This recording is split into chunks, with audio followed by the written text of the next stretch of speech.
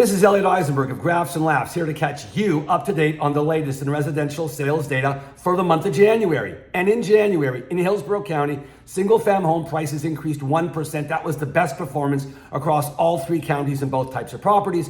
Multifamily prices slid 0.6%. That was also the best performance across all three counties in both types of properties. Clearly, prices are flat to declining across the metro area.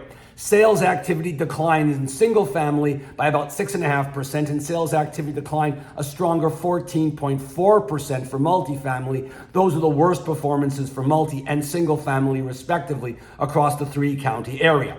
Sales price as a function of list price remained unchanged for single family at 96.2, but it fell, unsurprisingly, like it fell everywhere else. Here it fell to 95.6 from 96.3. Pending sales also performed relatively poorly, falling 6.2 for single family and 11.7 for multifamily. Those are the worst performances for single and multi across the board. Inventory, not surprisingly, increased from 2.4 months a year ago to 3.4 now for single, and for multi, it increased from 3.2 to 4.9 months. Clearly, Hillsborough County, like the other counties like Pasco and Pinellas, are all weakening, but not that much at this point. In Pasco County, single-fam home prices slipped 2.1% and multifam prices slipped 6.2%. Clearly not a market that's gaining steam. Sales activity, however, did well, rising 8.9% for single family and 7.3% for multifamily. That was the best multifamily performance across all three counties for multifam units. Sales price as a function of list price declined here as well. It fell from 97.4 a year ago to 95.3, and on the multifam side, it fell from 97.1 to 95.6. Those are both relatively large declines. Pending sales increased 0.5% on the single fam side, and while they slipped 8% on the multifam side, that was the best performance across multifamily for all three counties, which includes, of course, Hillsborough and Pinellas County. Lastly, inventory, in months of inventory, increased for both single and multi. It increased to 3.6 months from 2.5 a year ago, and for multi, it increased from 3.1 to 3.9. Pasco County, like Hillsborough and Pinellas counties, is in fact weakening, but not in a big, quick way, but in a much more slower and controlled fashion. In Pinellas County, single-fam home prices slid 4.4% and multi-fam home prices slid a little more than twice as much, 9%. Clearly a market that's losing a little bit of steam. Sales activity on the single-fam side did spectacularly well, and something that was unique to single-fam in Pinellas County, they actually rose 23.2%. Multi-fam sales activity declined 2.6%, much more normal for the area. Sales price as a function of list price slid for both single and multifamily. For single family, it slid a year ago, it was 95.2, now it's 93.8. On the multifam side, it slid less from 93.9 to 93.6.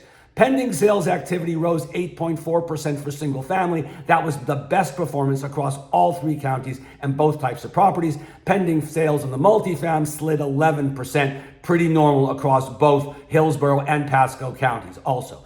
Active inventories in terms of months increased from 2.8 months to 4 months on the single fam side and increased from 5 months to 7.1 months. It seems to me that Pinellas County is slowing a little more quickly than both Hillsborough and Pasco counties.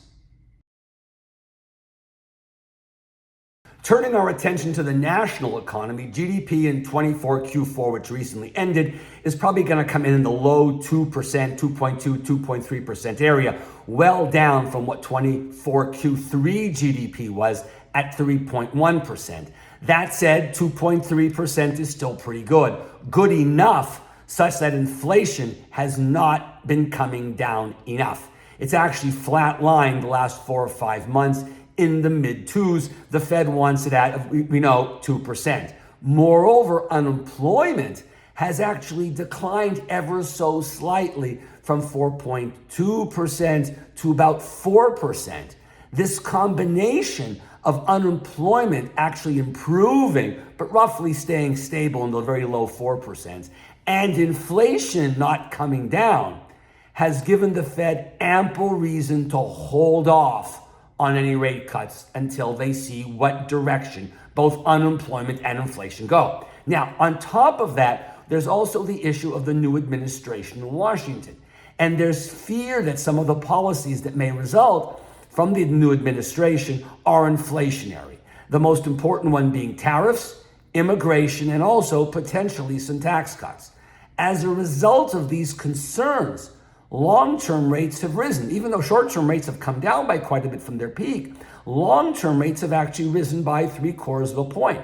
This is because of a combination of factors. One is a better economy, and the other is future uncertainty.